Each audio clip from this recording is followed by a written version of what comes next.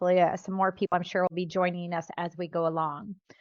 So welcome to Changing the Game, Season 7 of Turning Likes into Loyalty with Target Market Nesting. I'm your host, Jennifer Hensley with Playmaker Coaching and Consulting, and I'm joined today with Micah Engel. Hopefully some of you guys had a chance to hear him at annual meeting. Today we're going to be diving a little bit deeper into some of the things he shared, or if you weren't there, I'm sure he'll be setting a lot of that foundation for you as well, whether you're brand new or you've been on social, been within him for a while, and you're just looking for some new ideas. How do you continue to up-level things, go deeper with your target markets? I think everybody will get something from this conversation today.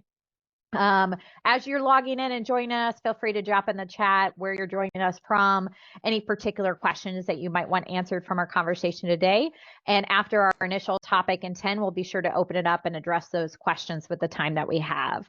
If you've been with us before, you know that we always have the replays available. So we'll put those up on our YouTube page. You can follow along there to catch those if you have to leave early, or if you want to go back and listen to our segment a couple of weeks ago with Isabella Ives on how to make sure that you lean into your market and your authentic voice. We can make sure to get that out for you. And a great way to stay up to date on all of our events and upcoming resources and opportunities is to subscribe at playmakercoach.com. And you can subscribe to our newsletter. We'll make sure to get all that information out for you so you don't miss anything in the future. So with that, I want to dive into our conversation today. Micah, thanks for joining us. If you want to start off and just give, a couple minutes background on kind of how long you've been with the company, what your team looks like, and then we'll dive more specifically into your ideal clients and your markets from there. Awesome. Thank you, Jen. Well, I'm honored to be here. Again, my name is Micah. For those who don't know me, I'm probably the strangest financial planner you'll ever meet. I always start the conversation with, that's not an exaggeration. I was born and raised in India to parents who did social development work over there, lived overseas for the majority of my childhood, and lived also in Australia for 4 years. So, Jen, if you want me to try to bring up an accent, I can also do that on command. I'll leave that to you. Definitely, I won't try that. Well, the funny part is in my annual session, which you can also find on LinkedIn if you're in the NM system, it was all about just being authentically you, unique value proposition specifically was the title of our talk. And for me, it's a journey to get here. Jen, as you mentioned in your introduction on LinkedIn, I have been working with NM for the last 4 years. And my journey in was very unique in that during COVID, I joined. So everything was up in the air, we'll call it, in the world. Decided to make a giant career split and shift into the world of financial planning. And it started really with my parents, who unfortunately experienced a tragedy with their financial plan and with a planner who wasn't doing his fiduciary work that he should have done. He lost most of their retirement funds. And so that put the little bug in the back of my brain of how important the work that we do in this industry is. And so I'm honored to have had a really good NM coach who's my leader, Brian Schultz, mentor and GDD here, who has kind of mentored and brought the opportunity to me. I'm a former engineer, which is kind of a unique mix as well. Coming into financial planning, you don't find a lot of us, I'd say.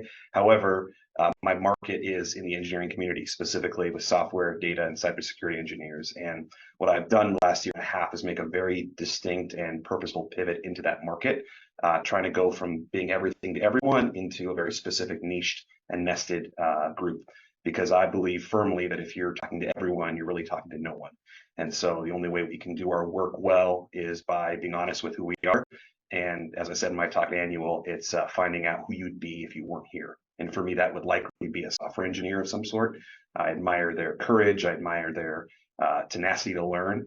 And overall, they're the kind of people that I enjoy hanging out with on the side. So that's the work I do. Our team is a team of 3. It's me, my wife, and Kim, who's our rockstar client experience manager. And I would say overall, our focus, like I said, is software data engineers. We work with a lot of folks, primarily virtually, but we have people here in Minnesota where I'm based, as well as people on the West and East Coasts. Wonderful. So let's go a little bit deeper about, you talked about you've made this shift to really lean into your niche and the people that you enjoy working and that you can relate to and value a lot of what they're doing as well. Tell us a little bit more about what impact that's had for your business on diving into really your target market. Yeah, well, so as everyone who's been around in NM understands, the first few years, you're just trying to find your footing, your ground, figure out what you're doing, learn the business, learn how to plan.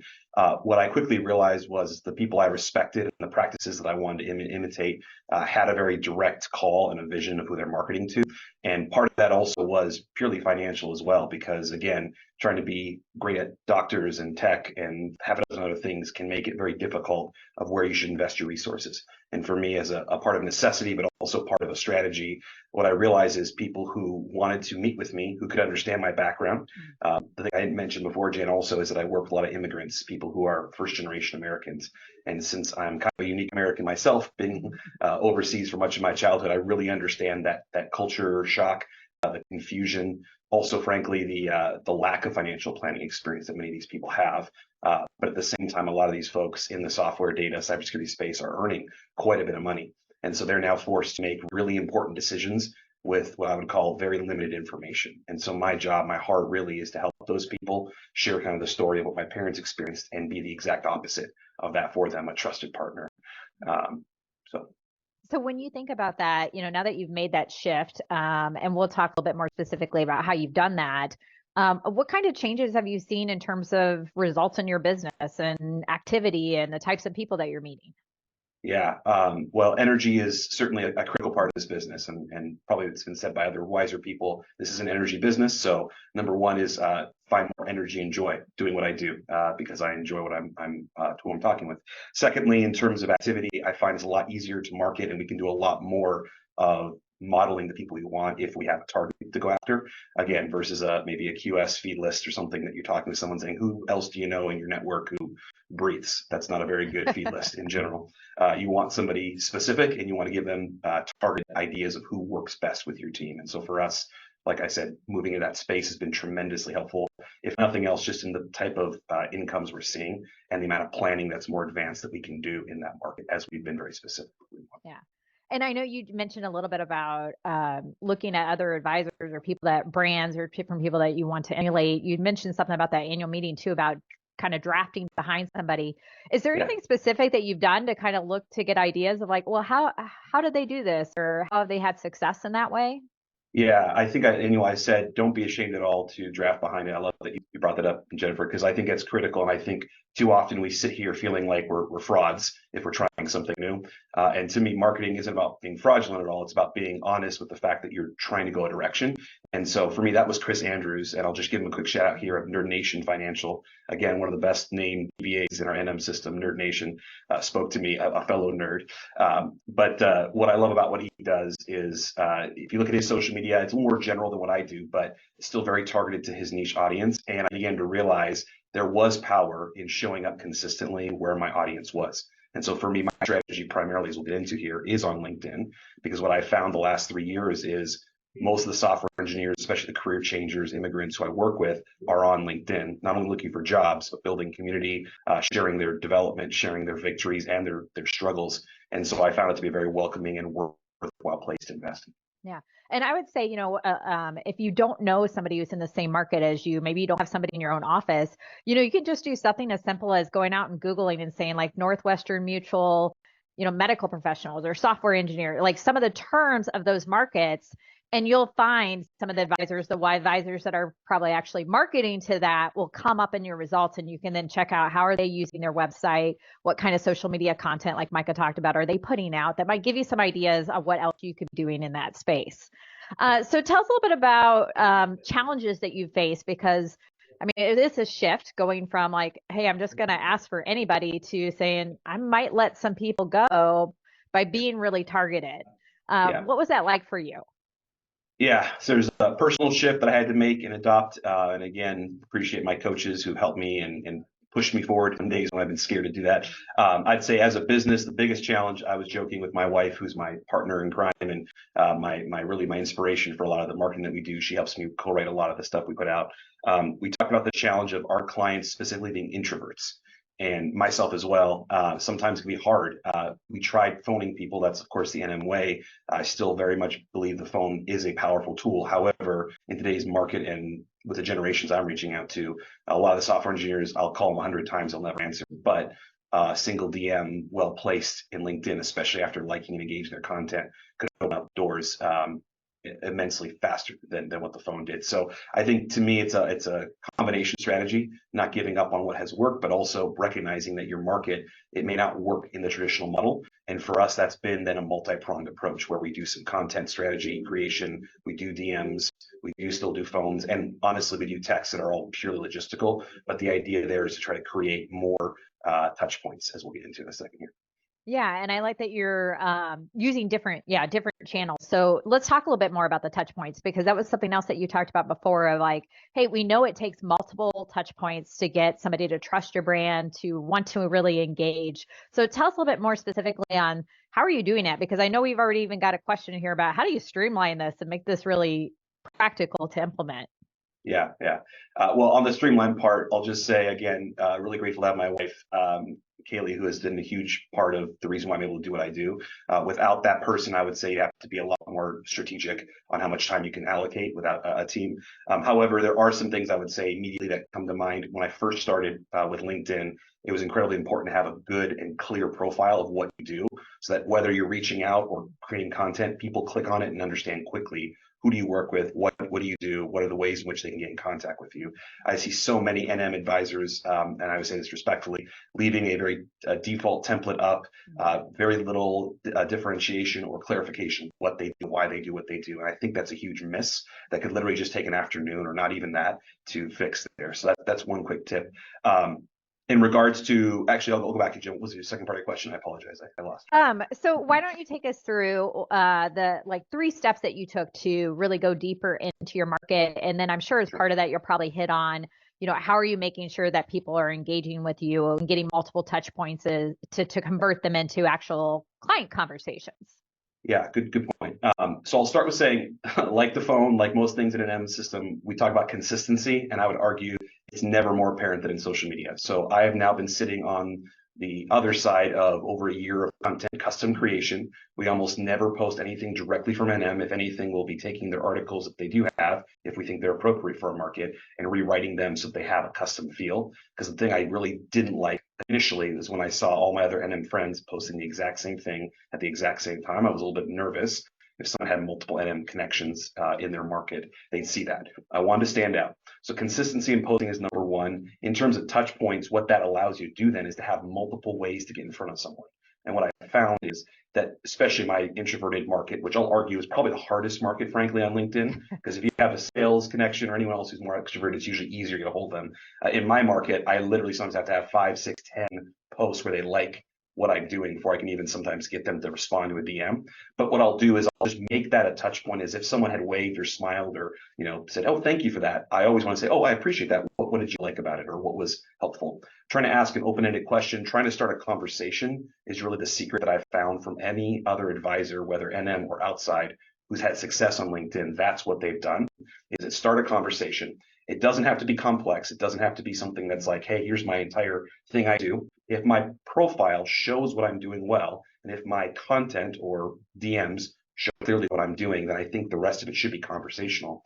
And my way of ruling whether I reach out to someone and ask for a meeting or not is, number one, are they in my target market, right? So I try to add only those folks, but you'll get all sorts of people on LinkedIn. Number two, are they asking me financial questions? I think it's kind of rude to just jump into a general conversation with friends and go, "Hey, do you know about Roth IRAs?" No one's going to listen, right? On the other hand, if you say, "How's fall going?" "Oh, it's great. I just left my job." "Awesome. What'd you like about it? What made you switch?" And then sometimes they're like, "Hey, I have an old 401k. I was going to ask a financial advisor, what should I do with it?" Perfect. Let's actually set up a time to talk about that, because I have 3 or 4 quick things I'd love to share. And that's usually how we approaches fact finders in. It's a lot more natural, and we find then when it comes to fact finding and QS creation from that one person, I get basically super COIs, centers of influences, who are shooting out like messages for me because, "Hey, this is a great guy. He's not pushy. You should meet him." And so that's been kind of the strategy here, is to be really intentional with that behavior. Okay. So it sounds like, if I'm understanding correctly, a lot of it's just about paying attention when people are responding and engaging, to then take it to the next step and be curious and engage with them, but try to do it in a very authentic way that just opens dialogue and then will naturally lead into financial conversations. Yeah, it's partly that. It's partly being consistent. LinkedIn is asymmetric in terms of the fact that not everyone's going to be on there every single day. So you will sometimes we will do follow-up conversations, or if something naturally just trails off. Hey, how's it going with such and such, right? Just to try to re-engage. But you will notice if you have some content, the nice part is it's another way to get people hooked in to what they're doing. And so there is one person I'm thinking of that cracks me up. I've done probably 5 or 6 interactions on comments. I've liked their posts. I've done things. Still no response yet from my DMs, but I'm hopeful at one point because he did respond to my happy birthday post. So as I like to tell people, don't miss sight of that. We do happy birthday calls. We do reaches out to people where they're naturally in a moment of openness. And for us financial planners, I think it's being present and visible. That's critical to this strategy long term. Yeah. And I think so much of what you talked about, I mean, if any of you were with some of our previous webinars, are really similar to themes that we've heard in the last ones about that consistency, the authenticity that you're talking about. And, I know I talked with somebody else who focuses on gifts as one of their key strategies. It's the same kind of thing of something they said that they sent gifts for years and never heard anything. And then all of a sudden I was like, oh yeah, I always have that right on my desk. I look at it every day, and how much appreciation there was of how much we just don't know what people are really thinking or doing, what else is on and going on in their worlds. And we don't want to discount, think like none of this is worth anything. It's about staying the course, like you talked about. So we always want to make sure that our audience has a very practical first step. You've already given a lot of good nuggets, I think, today. But what would be your one thing if they're just getting started of like, how do you start to really convert, content into clients? Where do you think they should start? So I'll give 2 pieces. One for the one who's brand new, maybe has a not updated profile. For those people, again, I said at the beginning, if you don't have a good profile, and I've been guilty of this too, where at the beginning I was putting content out and then I realized my own profile was not helping. The funnel was almost hurting the funnel of getting people to meet with me. That by far is the most valuable if it's one thing on LinkedIn. But secondly, if you have done that already, gotten a pretty good, and again, I'd recommend talk to a copywriter, talk to somebody with some basic graphic design skills, so it doesn't just look like you mocked it up on your own unless you have those skill sets from before. But the second piece is the person who's already done that. Then the question becomes, am I going to be more DM heavy or am I going to be more content heavy? And I'd argue it shouldn't be either or, but it should be in conjunction with each other. So I have some friends who literally only have time for 1 or 2 posts a month. And what I would tell them is figure out what's most impactful in your community. For mine, it's going to be funny posts, memes. I found for some reason that just seemed to just light up people's days and maybe change the narrative around what a financial planner is. So I like that. The second one, in terms of bang for buck, is client stories. And again, you have to be a little careful with this, make sure it's nothing that's identifying the client. But people are dealing with the same things over and over, friends, and we sometimes forget because we're seeing it every single day. But if you can get a story that really resonates with someone, and if you can share it in those words, that's how our brains are kind of wired to remember. And so I think a lot of the clients I've had, what they said was, I've been following you for a while. And I went, really? And I looked back and the one thing they liked was a story I shared 10 months ago. So I just think about what hooks people. I would say those are the 2 things. Figure out what is good in your audience that they're dealing with, and try to share client stories related to that. Yeah. And one way, if you don't know what's most important to them to do that, is just take a handful of your best clients that you really want to replicate and look at their social media feed and what are they engaging with? What are they posting? What are they commenting on?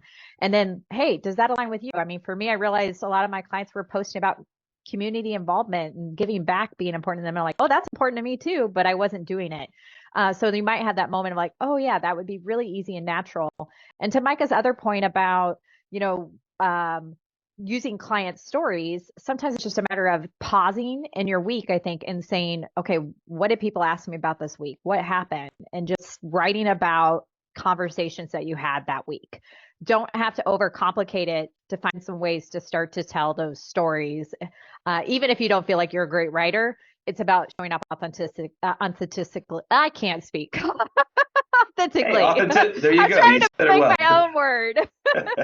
You're demonstrating well, I do that all the time. Make up my own words. That's all right. So let's open it up for some Q&As and everything. I know there are a couple questions that I had for you. If you have some questions, you can unmute, raise and ask your question, or drop it in the chat. Either one is fine. But why don't we go back to the question that we had from Robin? And Robin, if you want to elaborate on this or tell us more, feel free to hop in here. But she said, how do you streamline this? So I know you said, your wife's involved. Tell us a little bit more about your processes of how do you make this work? And like you said, it shouldn't just be one or the other. So what's your advice in that space?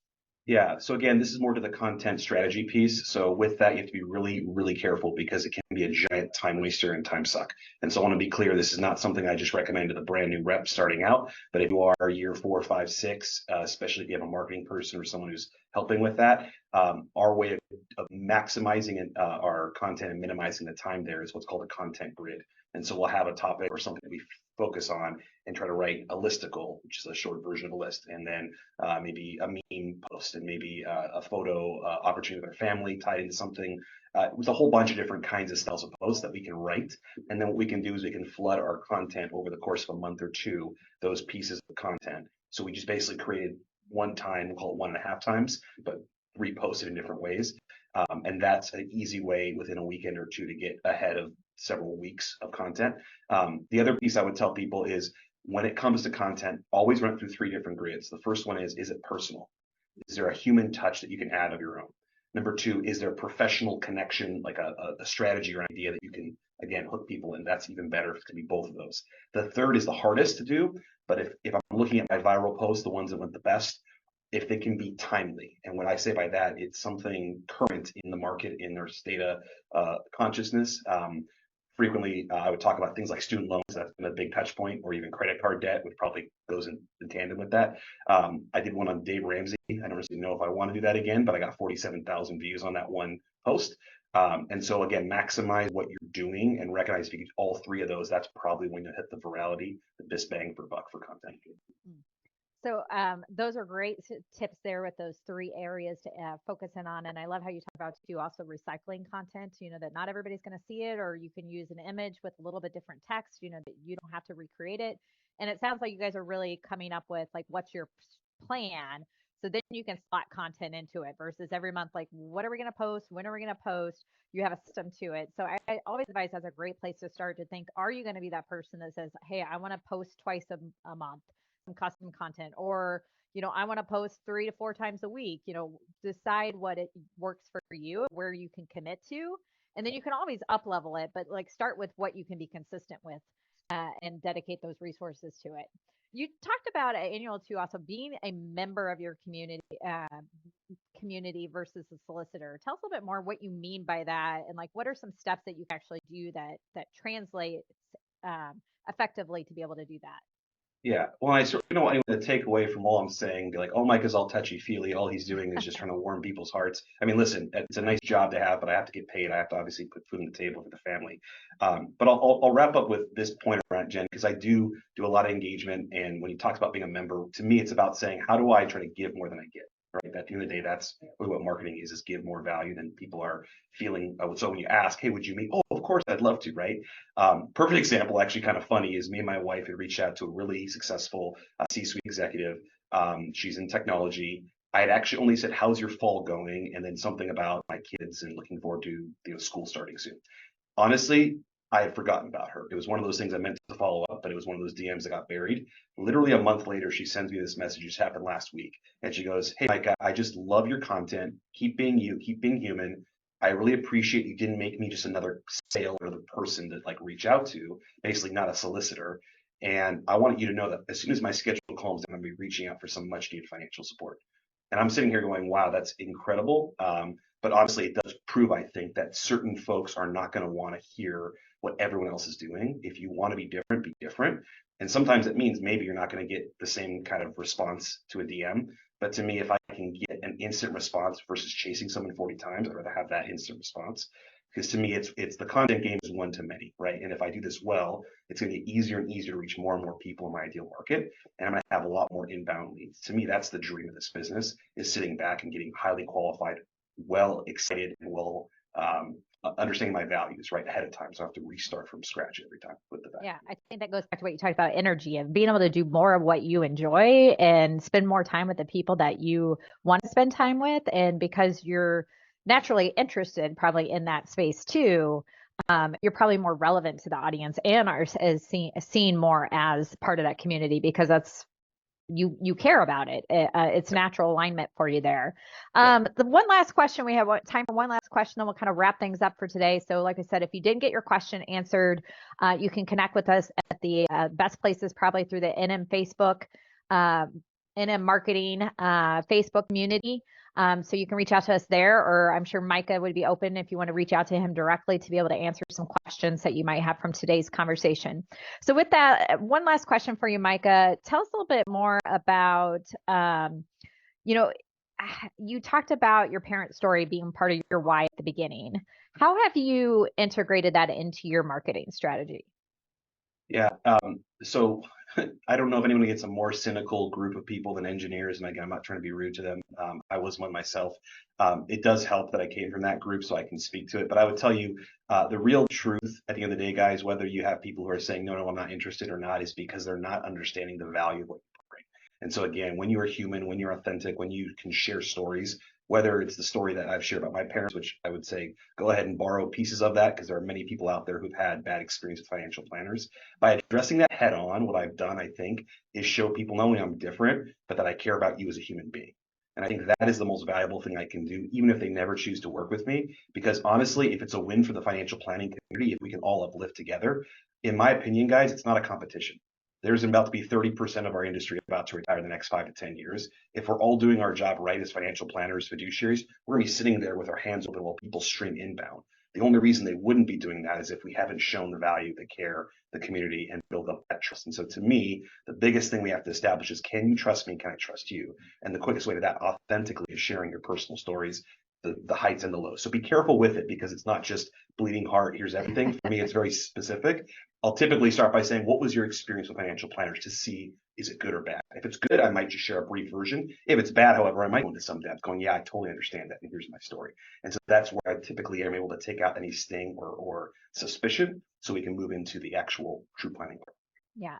The number one thing is always how can we connect first? And I think you talked heavily about that. And along those lines, we think there's always these core stories that you should be telling. And one is kind of, what is your why? What's your money story? What's your vision story? And there's a few other ones. If you're interested in those, feel free to reach out. We can share those with you, and you can give those some thoughts of what are those core stories that you can continue to share with your clients and prospects to attract more people in that space. So remember the resources for this week. You can reach out and we can share those core stories with you, as well as make sure to sign up to our email newsletter at playmakercoach.com so you can get plugged into our next webinars. This is last in our fall series, but we will have a couple webinars around the end of the year about how to start the new year off in the right foot from a marketing perspective. So keep an eye out for those. And Micah's Try It at Work tip this week, where he talked about make sure, number one, you have your profile. Belle Ives talked about the same thing a couple weeks ago of like it starts there. So how critical that is when you're hearing it from both of them. And number two, it's DMs and content. And what's that right level? You don't have to go 100% in either one. What can you make that you can be consistent with that has some of both in there for you? Thank you again, Micah, for joining us here today. As a thank you for your time, we'd like to support an organization that's passionate, that you have some passion around, and make a donation to them. What's an organization that's near and dear to you that we can help support? Yeah, thank you. Well, knowing that this has been a tough week for everyone in the Middle East, if you wouldn't mind making that to the Red Cross when they are supporting the victims who are being affected right now, that'd be awesome. Yeah, I appreciate you bringing that to the surface too. When you talk about what's timely, what's relevant, I think for a lot of people that's weighing heavily on their minds right now. So I'd love to be able to support them. Thanks for sharing that today. So one final thought for you today as we wrap up the end of this series. If I encourage you to think about, if you were your own client, where can you celebrate the wins? And where can you think about the plays that you can improve as you go into the next year? So thanks again for your time today. Look forward to continuing the conversation on social media and being back with you in our next webinars around the end of the year. Here's to a great finish to 2023. Have a great day. Bye-bye. Thank you.